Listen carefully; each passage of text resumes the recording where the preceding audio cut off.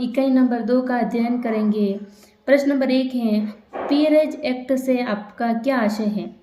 उत्तर, 1958 के life पीयरेज act के अनुसार सार्वजनिक जीवन के अत्यंत प्रसिद्ध और अनुभवी व्यक्तियों को लॉर्ड सभा की आजीवन सदस्यता प्रदान की जाती है।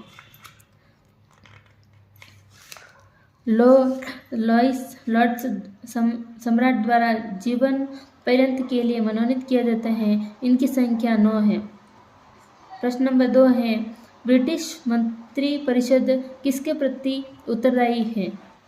ब्रिटिश मंत्रिपरिषद ब्रिटेन के प्रधानमंत्री के प्रति उत्तरदायी है। मंत्रिपरिषद सरकार के नेतृत्वीय निकाय है जिसमें प्रधानमंत्री और अन्य मंत्रियों के रूप में महत्वपूर्ण उच्च स्तरीय अधिकारियों की एक समूह शामिल होता है।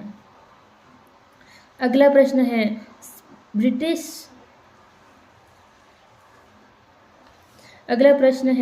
ब्रिटिश संविधान में संयोगवश उत्पन्न हुई 2 संस्थाओं के नाम लिखिए। ब्रिटिश संविधान United kingdom of great Britain तथा उत्तरी आयरलैंड का संविधान है। इंग्लैंड, वेल्स और स्कॉटलैंड से मिलकर ग्रेट ब्रिटेन बना है।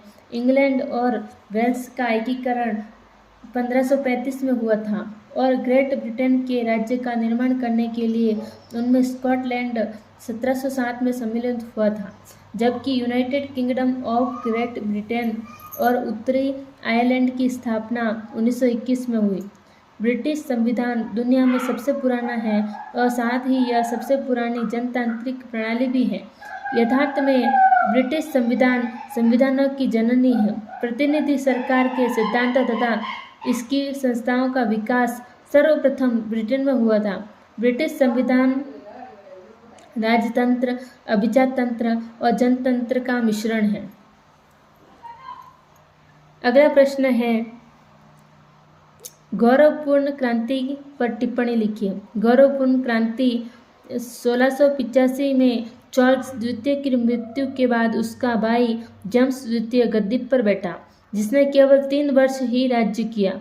उसने संसद की अनुमति के बिना कानून रद्द करने का अधिकार धारण कर लिया। इससे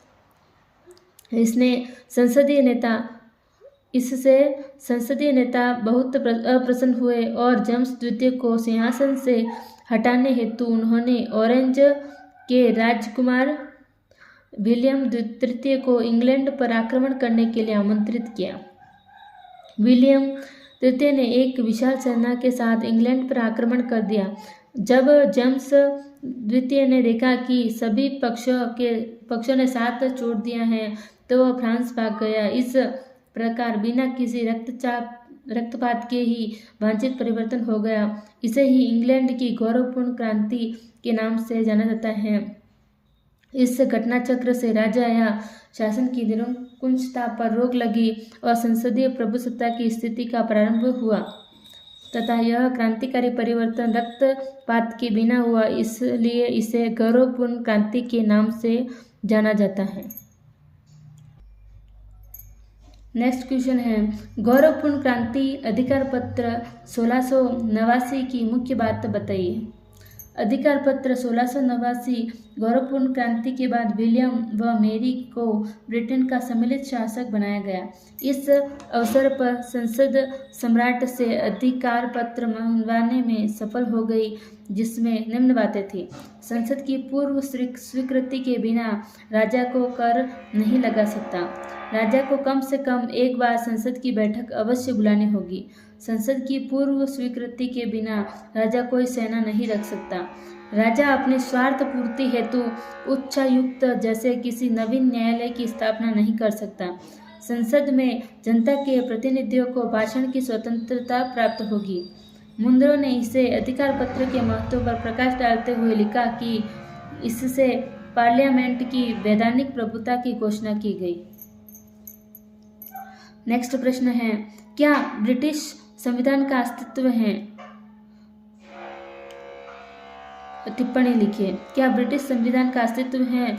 अपने आप में यह मनोरंजक बात है कि ब्रिटिश संविधान के अध्ययन का प्रारंभ संविधान के अस्तित्व पर विवाद को लेकर होता है। इंग्लैंड निवासी तो इस बात पर गर्व करते हैं कि उनका संविधान एक श्रेष्ठ और प्राचीन संविधान है, किंतु अन्य विद्वानों द्वारा इस संविधान के अस्तित्व पर ही संदेह व्यक्त किया गया है। बर्क ने अपने ग्रंथ फ्रांस की राज्य क्रांति पर विचार में ब्रिटिश संविधान की प्रशंसा करते हुए कहा था कि हमारा संविधान अत्यंत श्रेष्ठ है। जहां विश्व के अन्य देशों में वांछित परिवर्तन हेतु क्रांति और रक्तपात की आवश्यकता होती है, हमारे द्वारा यह परिवर्तन शांतिपूर्ण और संवैधानिक मार्ग से किया जा सकता है। अगला प्रश्न है, मैग्ना कार्टा को कब हस्ताक्षरित किया गया? इंग्लैंड के तत्कालीन राजा जॉन और उसके सामंतों के बीच समझौते की इस दस्तावेज पर 15 जून 1215 को दस्तखत किए गए थे। मैग्ना कार्टा को ब्रिटेन की लोकतांत्रिक कानून और संवैधानिक व्यवस्था का आधार माना जाता है। इसे मानवाधिकारों की बुनियाद रखने वाला दस्तावेज भी कहा जाता है। अगला प्रश्न है, ब्रिटिश के प्रमुख राजनीतिक दलों के नाम लिखिए। वर्तमान ब्रिटेन एक बहुदलीय लोकतंत्र है और 1920 के दशक से यहाँ की दो बृहत्तम राजनीतिक दल हैं, कंजर्वेटिव पार्टी और लेबर पार्टी। ब्रिटिश राजनीति में लेबर पार्टी के उदय से पहले लिबरल पार्टी एक बड़ी राजनीतिक दल हुआ करती थी। यूके में अल्पसंख्यक या गठबंधन सरकारों का शासन एक प्रासंगिक और यदाकदा की दृश्य है। अगला प्रश्न है, ब्रिटिश संविधान की प्रमुख विशेषताओं का उल्लेख कीजिए। ब्रिटिश संविधान की प्रमुख विशेषताएं निम्नलिखित हैं। ब्रिटिश संविधान विकसित, उदार, एकात्मक और लचीला, अलिखित शक्ति विभाजन सिद्धांत पर आधारित संविधान है। ब्रिटिश संविधान में संसदात्मक शासन के तीनों लक्षण दोहरी कार्यपालिका, व्यवस्थापिका और कार्यकाल की अनिश्चितता विद्यमान है। ब्रिटिश संविधान में विधि का शासन है और उसके अंतर्गत ही देश का समस्त शासन होता है। ब्रिटिश संविधान में द्विदलीय पद्धति विद्यमान है। इसमें संवैधानिक अभिसमयों का भी बहुत महत्व है। अगला क्वेश्चन है, छाया मंत्रिमंडल से क्या अभिप्राय है? इसके कोई दो लाभ बताइए। छाया मंत्रिमंडल, यह एक प्रकार का काल्पनिक मंत्रिमंडल है जो विरोधी दल द्वारा बनाया जाता है। इसके लाभ इस प्रकार हैं। विरोधी दल के सदस्य छाया मंत्रिमंडल के द्वारा प्रशासन का प्रशिक्षण प्राप्त करते हैं और उनमें सक्रिय एवं रचनात्मक एकता भी बनी रहती है। सरकार का पतन होने पर विरोधी दल सरकार बनाने के लिए सदैव तैयार रहता है। अतः छाया मंत्रिमंडल को वैकल्पिक सरकार भी कहा जाता है। छाया मंत्रिमंडल का नेता विपक्ष का नेता होता है। उसे कैबिनेट मंत्री का दर्जा प्राप्त होता है तो उसे भविष्य के प्रधानमंत्री के रूप में देखा जाता है। ब्रिटिश संवैधानिक व्यवस्था के संदर्भ में राजा मर गया, राजा जीवित रहे नारे का क्या अर्थ है? राजा मर गया, राजा चिरायु हो। उपर्युक्त कथन राजा और राजमुकुट के मध्य अंतर को स्पष्ट करता है। जहाँ पहले राजा शब्द से राजा के व्यक्ति के रूप में बोध होता है, वहीं दूसरे राजा शब्द से राजा के संस्थागत रूप राजमुकुट का बोध होता है। व्यक्ति के रूप में राजा का जन्म होता है, उसका पालन पोषण होता है, वह सिंहासन पर बैठता है और राजमुकुट पहनता है। उसे सिंहासन से पदच्युत किया जा सकता है, वह स्वयं सिंहासन त्याग सकता है तथा उसकी मृत्यु हो सकती है, परंतु राजमुकुट सर्वदा जीवित रहता है। वह न जन्म लेता है और न मरता है। राजा नश्वर एवं अस्थायी है, किंतु राजमुकुट अविनाशी, शाश्वत एवं स्थायी है। ब्लैकस्टोन ने कहा भी है, हेनरी एडवर्ड या जॉर्ज मर सकते हैं परंतु क्राउन कभी नहीं मरता। अगला प्रश्न है, राजपद का औचित्य को बताइए। ब्रिटेन विश्व में प्रजातंत्र का अग्रदूत देश रहा है और आज प्रजातंत्र के युग में ब्रिटेन में प्रजातंत्रीय भावना अन्य किसी भी देश की तुलना में कम नहीं है। ऐसी स्थिति में ब्रिटेन में राजा का पद एक राजनीतिक असंगति है, लेकिन ब्रिटिश व्यक्ति अपने अत्यधिक व्यावहारिक दृष्टिकोण के कारण इस प्रकार की असंगतियों को निभाना भलीभांति जानते हैं और ब्रिटिश राजपद के संबंध में भी ऐसी ही स्थिति है। विश्व के अन्य देशों में जहां राजतंत्र समाप्त होता जा रहा है, ब्रिटिश निवासी ऊंचे स्वर में सम्राट चिरंजीवी हो के नारे लगाते हैं और राजतंत्र की लोकप्रियता निरंतर बढ़ती जा रही है। सर विंस्टन चर्चिल के शब्दों में, हम सभी लोगों के हृदय में राजतंत्र गहरा बैठा हुआ है और यह हम सभी को अत्यधिक प्रिय है। अब हम इकाई नंबर 3 का अध्ययन करेंगे। प्रश्न नंबर 1 है, निहित शक्तियों का सिद्धांत क्या है? निहित शक्तियों का सिद्धांत संघीय सरकार की शक्तियों को दर्शाता है जो कि संविधान में बताई गई शक्तियों के परे हैं, जैसे कि संविधान में घोषित है कि निष्पादन करने के लिए कांग्रेस के पास आवश्यक और उचित कानून बनाने की शक्ति है।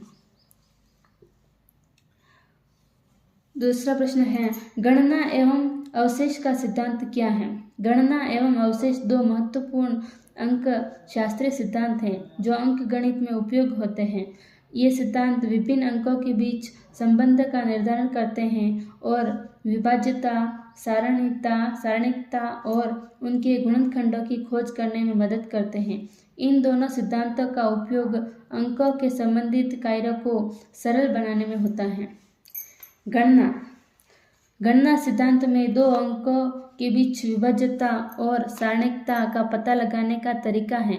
यदि किसी संख्या को एक दूसरे संख्या से विभाजित किया जाता है और उसमें कोई शेष नहीं बचता है तो उन्हें गणना कहा जाता है। गणना का प्रतीक है अवशेष। अवशेष सिद्धांत में दो अंकों के बीच विभाज्यता और सारणिकता के अलावा उनके शेष गुणनखंड का पता लगाया जाता है। अवशेष का प्रतीक है गणना और अवशेष दोनों सिद्धांत अंक गणित के बुनियादी सिद्धांत हैं जिन्हें अंकों के संबंधित कार्यों को समझने और उन्हें सरल बनाने में उपयोगी किया जाता है। अगला प्रश्न है, सीनेट के शिष्टाचार से आपका क्या आशय है? यह ठीक है कि सीनेट का शिष्टाचार एक स्वस्थ परंपरा है, लेकिन कभी कभी उसका उल्लंघन हो जाता है। राष्ट्रपति से अपेक्षित है कि वह कोई नियुक्ति करने से उस राज्य के दो सीनेटरों से विचार विमर्श कर ले तथा इस सदन के प्रभावशाली सदस्यों से अपना राजनीतिक तालमेल बनाए रखे। जब ऐसा नहीं होता है तभी सीनेटर्स उसका विरोध करते हैं। अगला प्रश्न है, अमेरिका के किन्हीं दो राजनीतिक दलों के नाम बताइए या अमेरिकी कांग्रेस के सदनों के नाम लिखिए। डेमोक्रेटिक पार्टी संयुक्त राज्य और दूसरा है रिपब्लिकन पार्टी। अगला प्रश्न, अमेरिका के सीनेट की अध्यक्षता कौन करता है? संयुक्त राज्य सीनेट अमेरिकी कांग्रेस की ऊपरी प्रतिनिधि सभा है। हाउस ऑफ रिप्रेजेंटेटिव कांग्रेस की निचली प्रतिनिधि सभा है। भारतीय लोकतंत्र में सीनेट की तुलना राज्यसभा से की जा सकती है। अगला प्रश्न, फिलाडेल्फिया कन्वेंशन किस वर्ष में घटित हुआ था? संवैधानिक सम्मेलन जिसे फिलाडेल्फिया सम्मेलन, संघीय सम्मेलन या फिलाडेल्फिया का भव्य सम्मेलन भी कहा जाता है, 25 मई से 17 सितंबर 1987 तक फिलाडेल्फिया पेंसिल्वेनिया में हुआ था।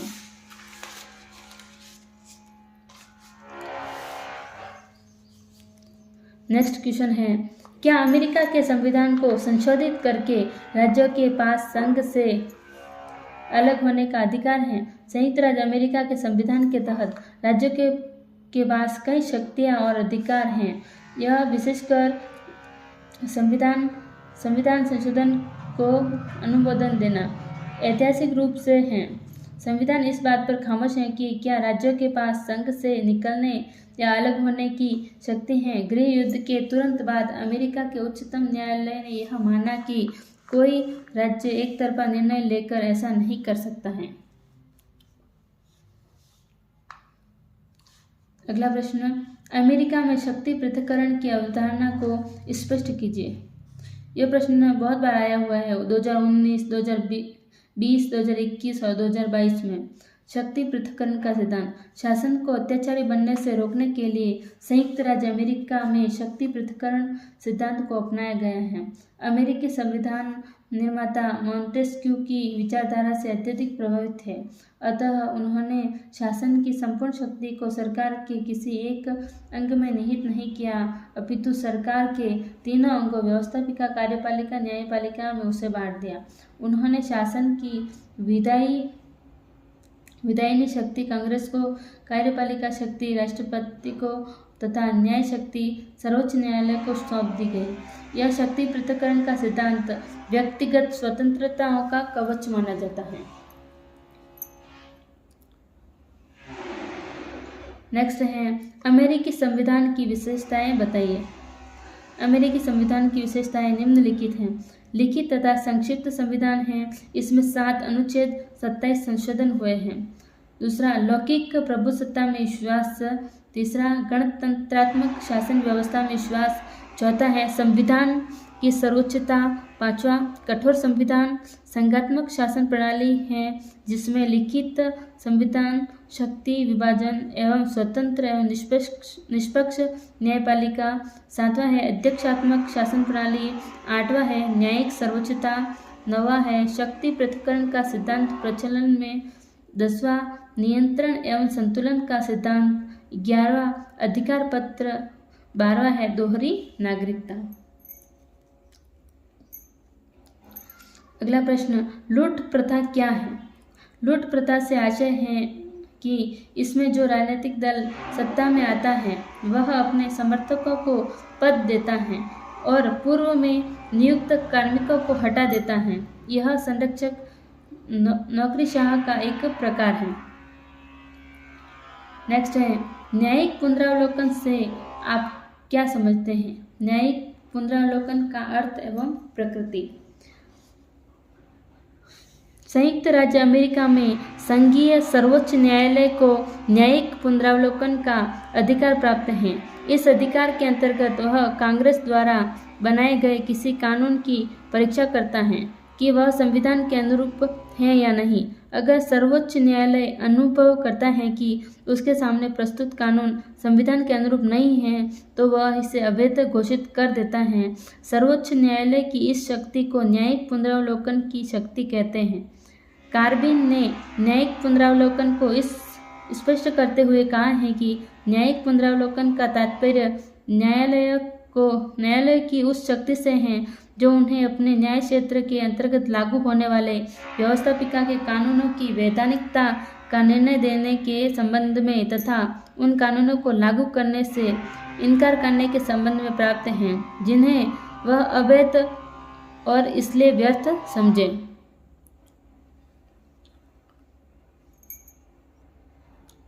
अब हम चौथी इकाई कनाडा का संविधान के बारे में अध्ययन करेंगे। क्या कनाडा एक गणतंत्रात्मक राज्य है। कनाडा एक संघीय संसदीय लोकतंत्र और संवैधानिक राजतंत्र वाला देश है, जिसमें क्वीन एलिजाबेथ द्वितीय राज्य की मुखिया बनी थी। संघीय स्तर पर देश आधिकारिक रूप से द्विभाषी है। नेक्स्ट क्वेश्चन है, कनाडियन संविधान का आधार कौन सा अधिनियम था। कनाडीय संविधान का आधार कनाडा अधिनियम था, जिसे 1867 में बनाया गया था। इस संविधान को कनाडा संविधान अधिनियम 1867 के नाम से भी जाना जाता है। यह अधिनियम ब्रिटिश संसद द्वारा पारित किया गया था और इससे कनाडा को अलग अलग प्रांतों को एक संपूर्ण देश के रूप में संगठित किया था। कनाडा अधिनियम के अंतर्गत कनाडा को 3 प्रांतों ओंटारियो, क्वींसलैंड, न्यू ब्रंसविक सम्मिलित किया गया था और सरकार की विभिन्न शाखाएं स्थापित की गई। इस अधिनियम के बाद कनाडा को विशेष संघीय संरचना में बदल दिया गया, जिससे राजनीतिक, कानूनी और आर्थिक संरचना को तय किया गया। कनाडा अधिनियम का पारित होना 1 जुलाई 1867 को हुआ था, जिसे कनाडा दिवस के रूप में मनाया जाता है, जो कनाडा का राष्ट्रीय त्यौहार है। इस दिवस को कनाडा की संवैधानिक व्यवस्था के प्रारंभ के अवसर पर मनाया जाता है।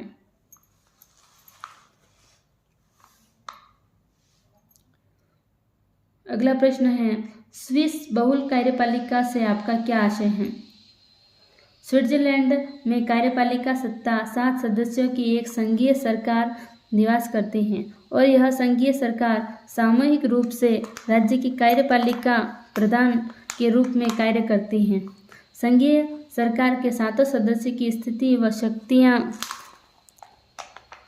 समान होती हैं। इसी आधार पर इसे बहुल कार्यपालिका कहा जाता है। नेक्स्ट क्वेश्चन है, भौगोलिक दृष्टि से कनाडा को कितने भागों में विभक्त किया जा सकता है? भौगोलिक दृष्टि से कनाडा को निम्नलिखित भागों में विभाजित किया जा सकता है: कैनेडियन शील्ड, बड़ी बड़ी झीलों का प्रदेश तथा सेंट लॉरेंस नदी का निचला प्रदेश, पश्चिमी आंतरिक प्रदेश, कैनेडियन अल्पेशियन प्रदेश, पश्चिमी कार्डिलरान हडसन की खाड़ी के पश्चिमी तथा दक्षिणी सीमा वाला प्रदेश। नेक्स्ट क्वेश्चन है, कनाडा की संघात्मक व्यवस्था के प्रमुख लक्षणों को बताइए। संघात्मक व्यवस्था के प्रमुख लक्षणों पर एक दृष्टि डाले तो देखेंगे कि उसका मुख्यतया निम्नलिखित विशेषताएं होती हैं। संघ पारस्परिक संगठन के आधार पर संगठित होता है, जिसमें इकाइयाँ स्वायत्तता और स्वरूप को सुरक्षित रखा जाता है। संघ सरकार में शासन के 2 रूप होते हैं, एक तो संघ का शासन और दूसरे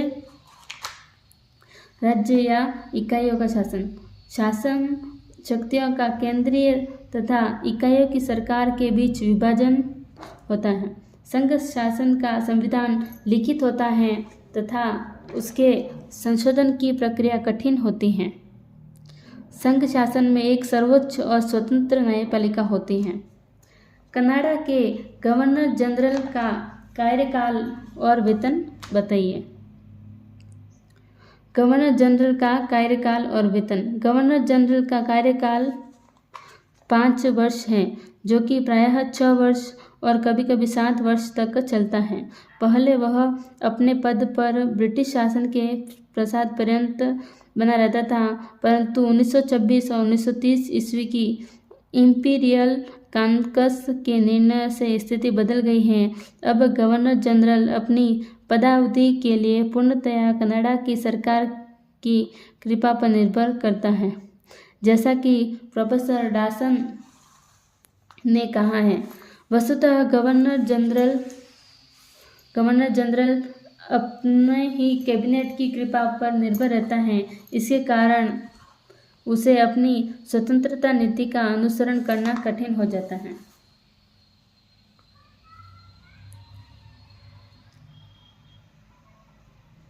नेक्स्ट है, ब्रिटिश नॉर्थ अमेरिका अधिनियम में गवर्नर जनरल के जनन के बारे में कहा गया था कि उसका वेतन 10,000 पाउंड वार्षिक होगा और कनाडा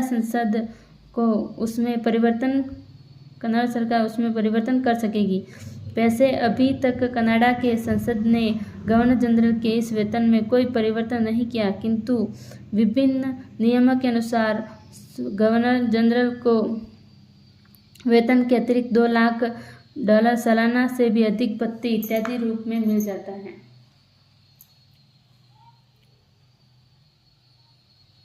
अगला प्रश्न है, कनाडा के विधायी कार्य स्पष्ट कीजिए। विधायी कार्य। मंत्रिमंडलीय पद्धति में मंत्रिमंडल और व्यवस्थापिका का घनिष्ठ संबंध होता है। व्यवस्थापिका में बहुमत दल के वरिष्ठ सदस्यों द्वारा ही मंत्रिमंडल का निर्माण होता है। इसलिए कोई भी विधेयक मंत्रिमंडल के सहयोग के बिना पास नहीं हो सकता। इसके अतिरिक्त स्वयं मंत्रिमंडल भी अनेक प्रकार के सरकारी विधेयक व्यवस्थापिका में प्रस्तुत करता है। सारे सरकारी विधेयक मंत्रिमंडल द्वारा ही तैयार किए जाते हैं और मंत्रिमंडल के प्रयास से ही वे पास होते हैं। कनाडा का मंत्रिमंडल भी संसद के अधिवेशन के सत्रावसान या भंग होने की स्थिति में सपरिषद आदेश जारी करता है। ये आदेश गवर्नर जनरल के नाम से जारी किए जाते हैं और इनका प्रभाव कानून का भौतिक हो जाता है।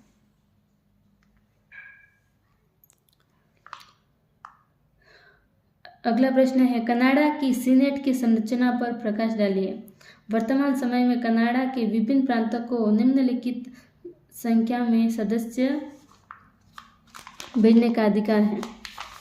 प्रांत का नाम: 1 ओंटारियो में 24, क्वेबेक में 24, नोवा स्कोशिया में 20, न्यू ब्रांसविक में 20, प्रिंस एडवर्ड द्वीप में 4, मैनीटोबा में 6, ब्रिटिश कोलंबिया में 6, सस्केचुवान में 6, अल्बर्टा में 6, न्यू फाउंडलैंड में 6। टोटल 102 सदस्य भेज सकते हैं।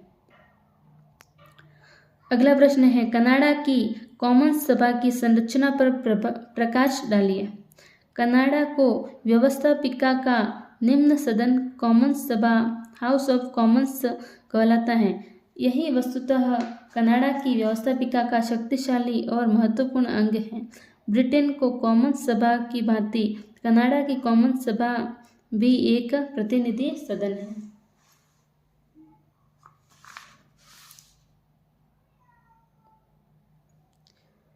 नेक्स्ट है, कनाडा सदन है। जहाँ तक कि कॉमन्स सभा की संरचना का प्रश्न है, 1867 ईस्वी के ब्रिटिश नॉर्थ अमेरिका अधिनियम के अनुसार कनाडा की कॉमन्स सभा की प्रारंभिक सदस्य संख्या 181 थी, किंतु जनसंख्या की वृद्धि के अनुसार कनाडा की कॉमन्स सभा की सदस्य संख्या में भी वृद्धि होती रही है। 1947 ईस्वी के प्रतिनिधि अधिनियम के अनुसार कॉमन्स सभा की सदस्य संख्या 258 कर दी गई। 1946 ईस्वी में कनाडा यूनियन के अंतर्गत न्यू फाउंडलैंड भी सम्मिलित हो गया। फलतः कॉमन्स सभा की सदस्य संख्या 265 हो गई। वर्तमान समय में कनाडा की कॉमन्स सभा के सदस्यों की यही संख्या है। अगला प्रश्न है, कनाडा के कॉमन्स सभा का कार्यकाल और कोरम को स्पष्ट कीजिए। कॉमन्स सभा का कार्यकाल और कोरम।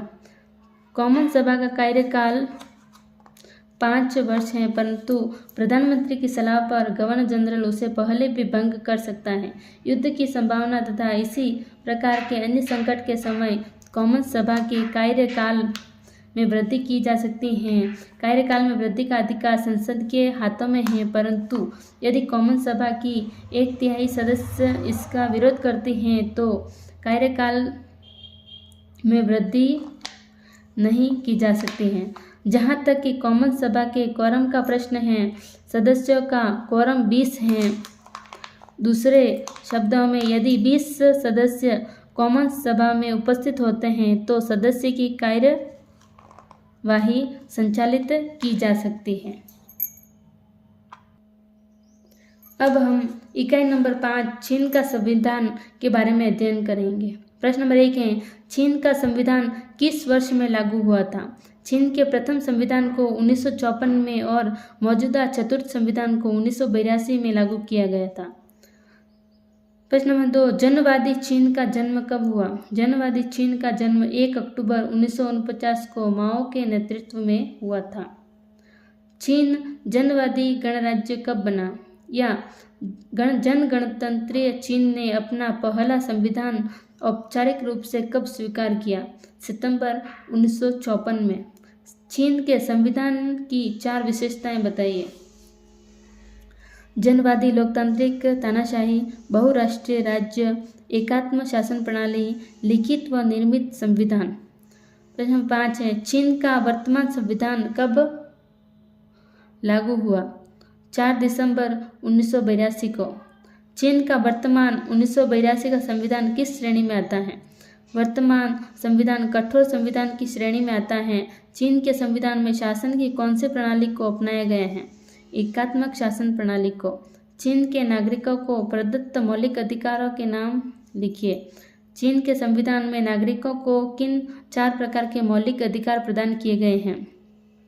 आर्थिक अधिकार, राजनीतिक अधिकार, सामाजिक एवं सांस्कृतिक अधिकार, व्यक्तिगत स्वतंत्रता का अधिकार।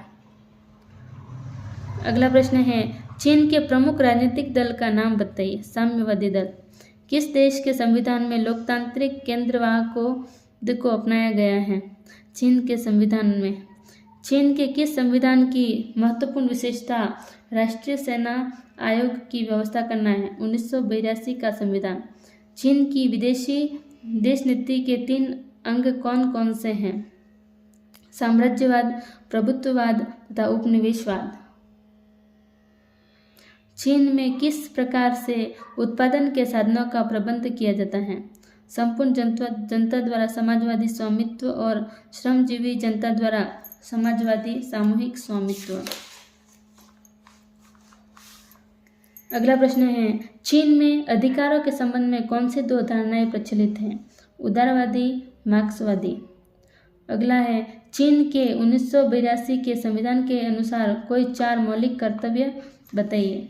एकता का कर्तव्य, कानून व सामाजिक व्यवस्था के निर्वहन का कर्तव्य, मातृभूमि की रक्षा का कर्तव्य, करों की अदायगी का कर्तव्य। चीन में जन लोकतांत्रिक अधिनायकवाद का नेतृत्व कौन सा वर्ग करता है और उसका प्रमुख सहयोगी वर्ग कौन सा है? इसका नेतृत्व श्रमिक वर्ग करता है और इसका प्रमुख सहयोगी वर्ग किसान वर्ग है। चीन में सेना पर नियंत्रण रखने के लिए किस संस्था की व्यवस्था की गई है? चीन में सेना पर नियंत्रण रखने के लिए केंद्रीय सैनिक आयोग नामक संस्था की स्थापना की गई है। चीन की जनवादी कांग्रेस की शक्तियाँ एवं की 2 शक्तियाँ एवं कार्य बताइए। यह संविधान में संशोधन करती हैं। यह फौजदारी, दीवानी तथा राज्य के विविध अंगों संबंधित मूलभूत कानूनों का निर्माण एवं संशोधन करती हैं। चीन की कानून एवं निर्मात्री संस्था का नाम क्या है? National people's Congress. नेक्स्ट है, चीनी गणराज्य के संविधान में किस सिद्धांत को अपनाया गया है? संसदीय सर्वोच्चता के सिद्धांत को। Thank you.